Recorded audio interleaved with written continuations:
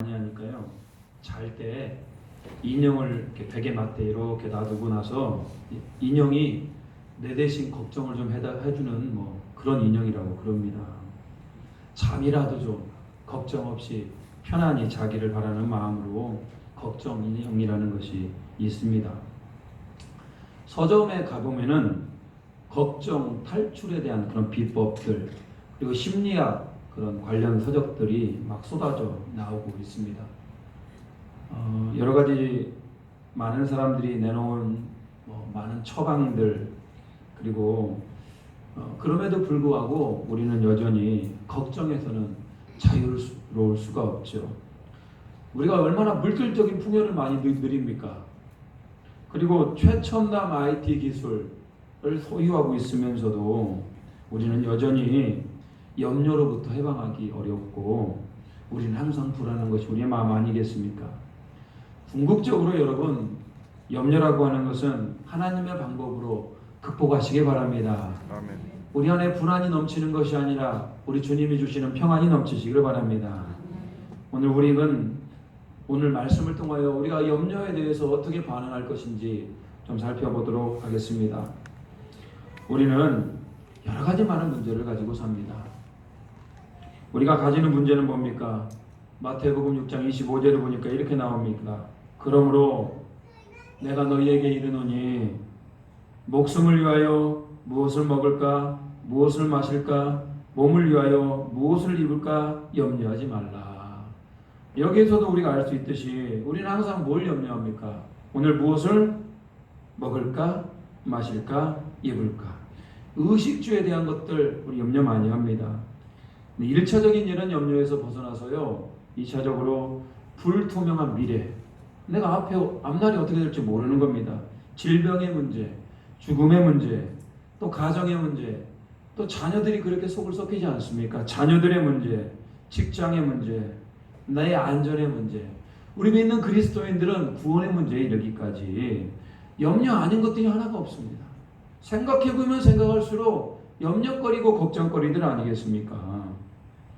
그런데 우리 주님께서는 심지어 이렇게 염려하는 것들에 대해서 뭐라고 얘기하냐? 염려는 이방인들이 구하는 것이다 라고 이렇게 얘기합니다.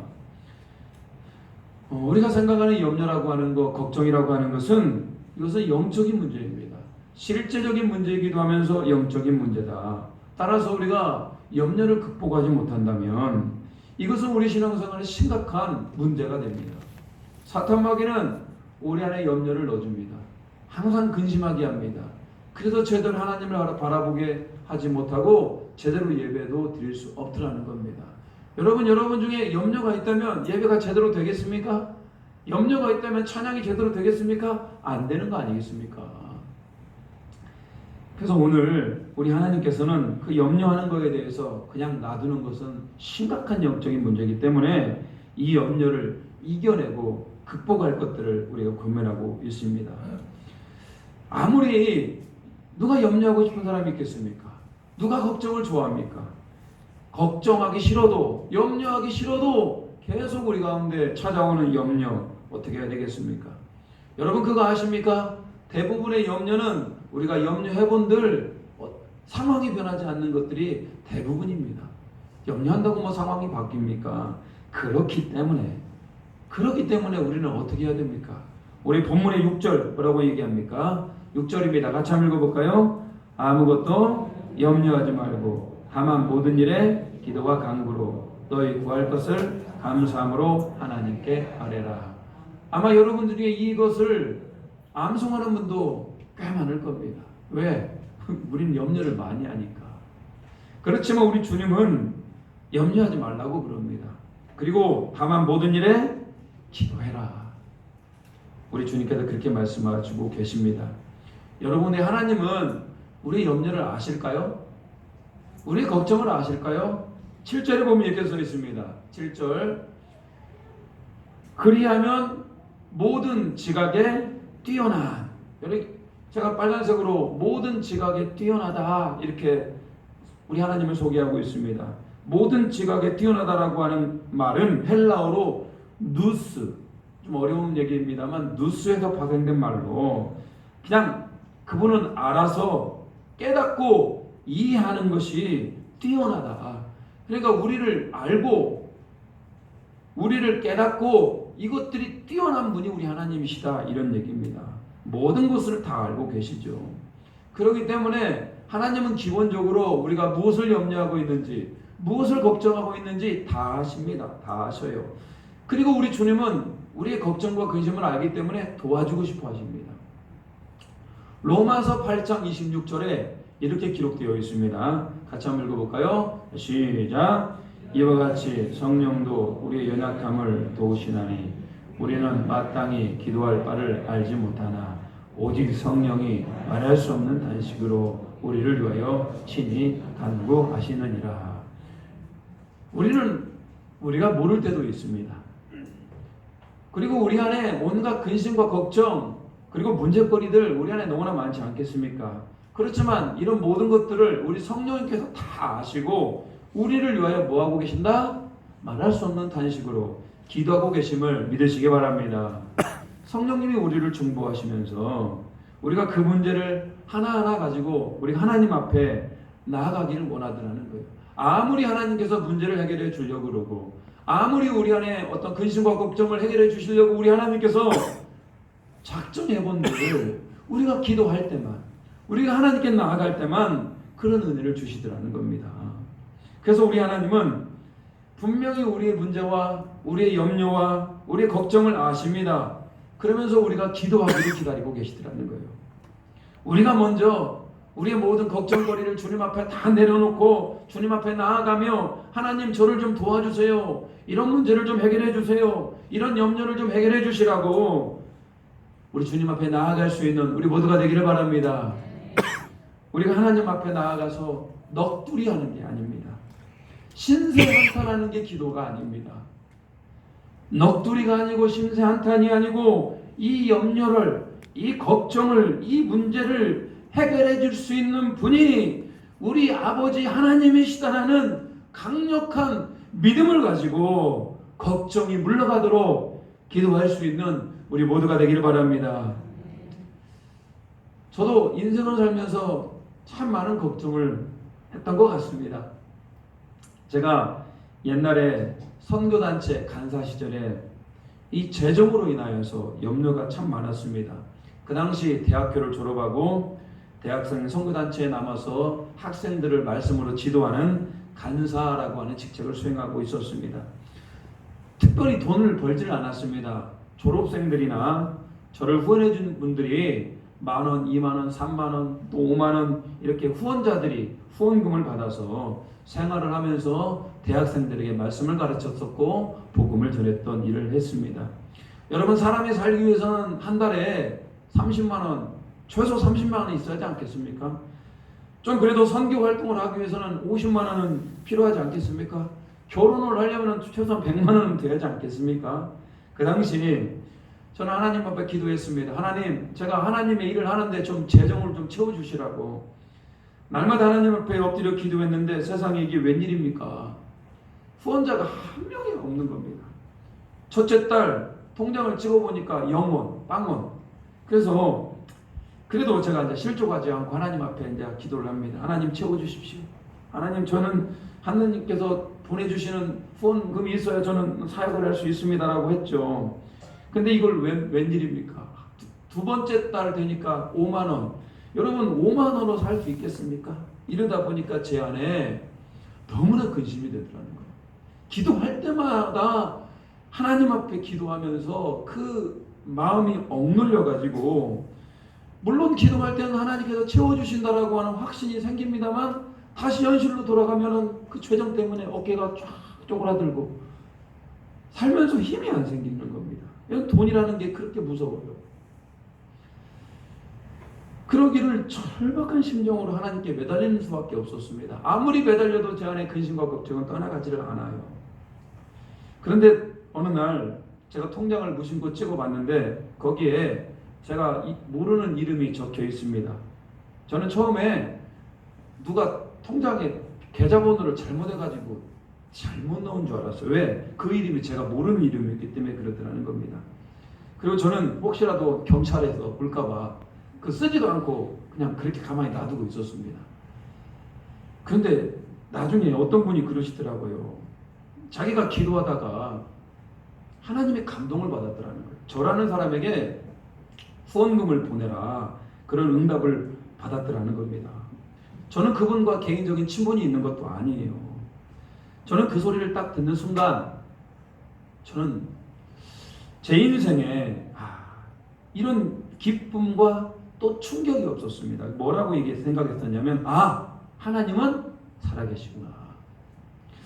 저는 제가 이제 그때 청년회 때이기 때문에 믿음이 있었다고 했습니다만 구체적으로 이렇게 응답이 확 왔던 적이 별로 없었던 것 같습니다. 하나님은 나의 기도를 들으시는구나. 하나님은 나의 쓸 것과 상황을 아시는구나.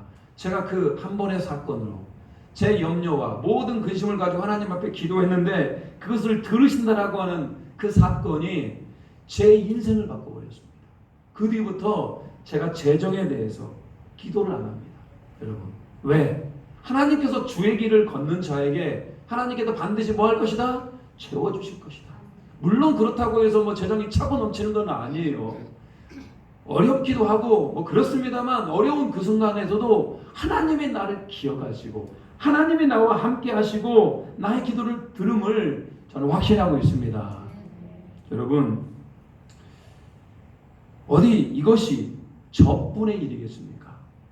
하나님을 사랑하는, 하나님께서 사랑하는 모든 자녀들에게 하나님은 그렇게 풍성하게 주고 싶어 합니다. 문제는 우리가 뭐하지 않기 때문이다? 기도하지 않기 때문이라는 거예요. 여러분, 그리고 기도하면서 확신하시기 바랍니다. 하나님은 나의 기도를 듣고 계신다. 하나님께서 반드시 해결해 주실 것이다. 이렇게 믿음으로 나아감으로 말미암아 기도함으로 주어지는 걱정과 염려가 떠나가는 그런 은혜가 있기를 주님의 이름으로 축복합니다. 그런가 하면 여러분, 기도를 하면 하나님께서 우리의 기도를 듣죠. 그러다 보면은 염려도 이겨낼 수가 있습니다만, 두 번째로 우리의 삶에서 염려와 걱정을 이겨낼 수 있는 방법이 뭐겠습니까? 자, 오늘 본문 6절 다시 한번 읽어볼까요? 6절입니다. 시작. 아무것도 염려하지 말고 다만 모든 일에 기도와 간구로 너희 구할 것을 감사함으로 하나님께 아뢰라. 자, 빨간색으로 뭐라고요? 감사함으로. 여러분, 염려가 찾아와요. 걱정이 찾아와요. 아무리 기도를 해도 잘 안 돼요. 여러분, 이럴 때는 어떻게 되겠습니까? 오늘 성경은 뭐라고 얘기합니까? 감사함으로. 여러분, 걱정거리가 이렇게 쌓여 있습니다. 근데 거기에서 무슨 감사합니까? 감사가 잘 안 어울리지 않습니까? 근데 여러분, 염려거리가 이렇게 쌓여 있고 걱정이 이렇게 쌓여 있어도 그 앞에서 내가 감사할 수 있다면 여러분, 그것은 더 이상 염려가 아니고 걱정이 아닙니다. 여러분, 왜 그러냐면 우리가 기도할 때, 간구할 때 우리는 보통 상황에 따라 초점을 맞추지 않겠습니까? 하나님, 내 상황이 이렇습니까?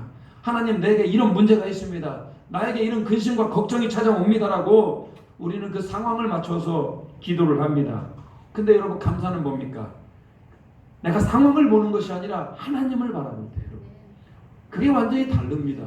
상황은 우리를 염려하게 만듭니다. 그렇지만 하나님을 바라보면 뭐가 나온다?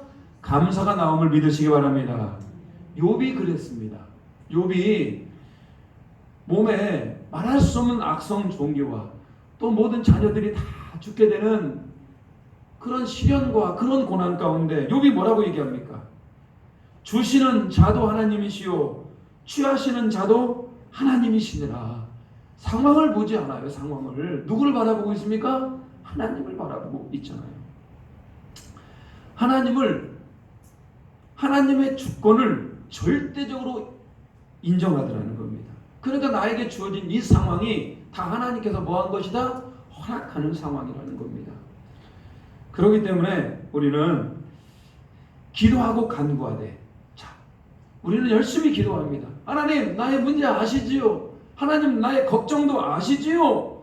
그렇게 기도하면서 하나님의 뜻 가운데, 자, 이제 하나님께서 나에게 기도를 들으셨으니 어떠한 것이든 간에, 하나님이 어떠한 기도의 제목으로 주시든 간에 나는 감사함으로 받겠다는 그 태도, 여러분, 그 그것이 믿음의 사람입니다. 감사함으로 받을 수 있는 것. 따라서 우리는 걱정 앞에서 여러분 감사를 생각할 수 있는 우리가 되시기 바랍니다. 어려운 순간마다 하나님은 우리를 도우시고 인도하셨습니다. 믿으십니까? 우리가 죄악 가운데 허덕일 때도, 방황하는 그 순간 가운데서도 우리 주 예수 그리스도를 통하여서 우리를 구원하셨음을 믿으시기 바랍니다. 지금 이 순간에도 우리를 사랑하시고 우리를 가장 좋은 길로 인도해 주시고 우리를 행복한 곳으로 인도하시는 분을, 우리 하나님을 믿으시기 바랍니다. 그렇기 때문에 여러분, 아무리도 우리는 여러분 근심과 걱정이 찾아오면은 감사의 제목을 좀 생각해 보시기 바랍니다. 내가 받은 은혜가 얼마나 큰가, 하나님이 나에게 베풀어 주신 그런 특별한 은혜가 무엇인가 생각해 보시기 바랍니다. 저희가 아이를 키우면은 참 고민할 때도 많고 참 근심할 때도 많은 것 같아요. 아이들이 한번 아프면은 병원에 가면은 잘 나았으면 좋겠는데 잘 안 나아요. 며칠 걸려 나을 것 같았는데 아니에요. 몇 주가 걸리기도 하고 한 달이 넘어가기도 하고 계속 아프고, 또 어린이집에 가면 또 아프고, 이러다 보니까요 부모 입장에는 계속 걱정이 나기 마련입니다. 또 아이를 키우다 보면은 이상하게 더딘 아이들이 있어요. 어린이집에 가서도 적응을 잘 못하고, 이러다 보니까 사람들이 주변에서 뭐라고 얘기하냐, 애가 좀 부족한 거 아니냐, 이런 얘기를 들으면은 부모는 속상하기도 하고요. 그때부터 근심과 걱정이 돼요.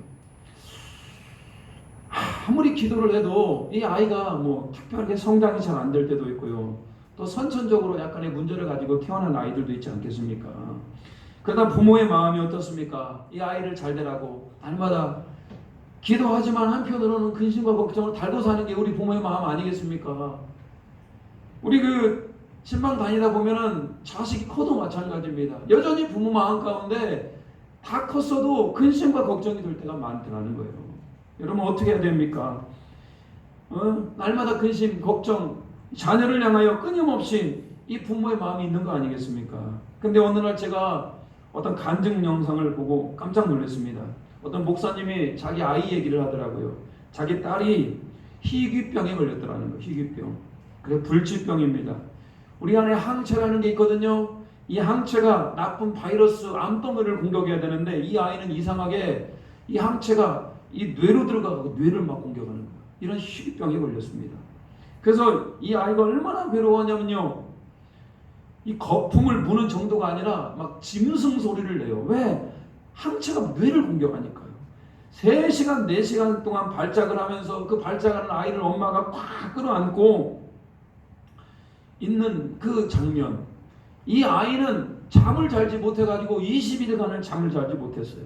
눈이 막 분홍색으로 변화 있는 아이. 여러분, 제가 그걸 보면서 제가 뭔 생각이 들었냐면요, 그 아이가 불쌍하기도 합니다만 제가 가졌던 아이에 대한 근심, 제가 가졌던 아이에 대한 염려, 이거 진짜 아무것도 아니구나.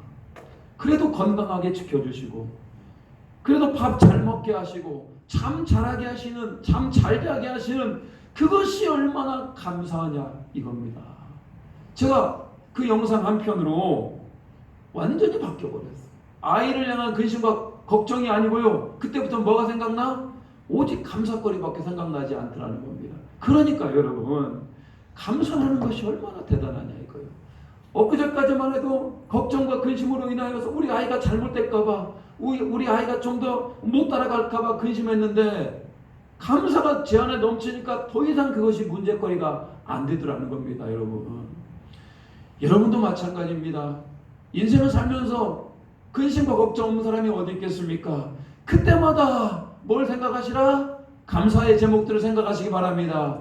물론 잘하고 계시겠지만요, 더욱더 감사가 넘침으로 말미암아 염려와 근심이라는 것들이 우리 안에 들어왔다가 열길로 떠나가는 그런 은혜가 있기를 바랍니다.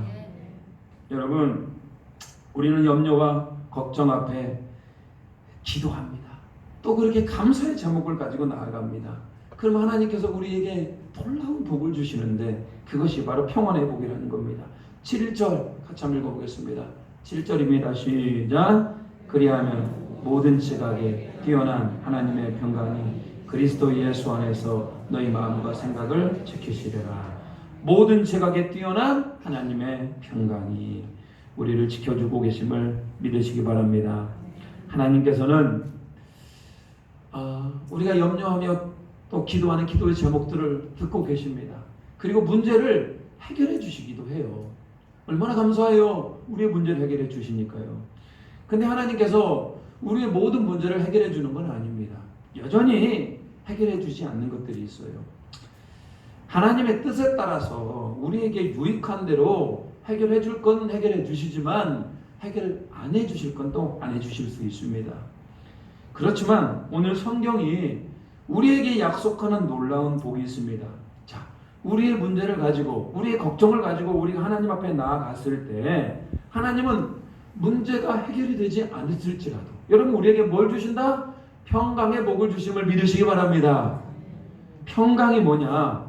걱정이 없고 탈이 없는 상태입니다. 상황은 변하지 않을 수도 있어요. 상황은 그대로 있을 수 있습니다. 그렇지만 그 상황을 바라보는 나의 눈이 바뀌어버렸습니다. 더 이상 그것을 문제로, 더 이상 그것을 걱정으로 인지하지 않는다는 얘기입니다. 그래서 가장 인생을 살아가면서 가장 행복한 사람이 어떤 사람일까? 여러분 걱정 없는 사람 아니겠습니까? 바꿔 얘기하면 이 땅을 살아가면서 가장 행복한 사람이 바로 뭐다? 평안이 넘치는 사람임을 믿으시기 바랍니다. 근데 그 평안이라고 하는 것이 돈이 가져다 줍니까?